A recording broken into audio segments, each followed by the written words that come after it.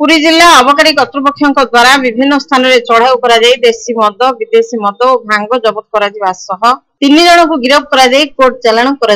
अबकारी कर्तृपक्षों सूत्र प्राप्त सूचना अनुसार सातपड़ा अबकारी थाना कर्तृपक्ष पुरी सदर थाना अधीनस्थ गोरुआलर माहार कर पुओ राकेश कर 30 लिटर देशी मद जबत कर मंगलवार पूर्वाह्न 10:30 समय चढ़ाऊ कर देशी मद जबत कर ए संक्रांत में ओडिशा अबकारी संशोधन आईन 2008 दफारे 35/2024 नंबर मामला रुजु कर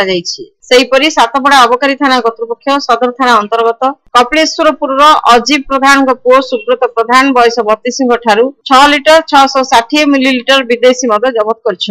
ए संक्रांत में ओडिशा अबकारी आईन 52 क धारा 33/2024 नंबर मामला रुजु कर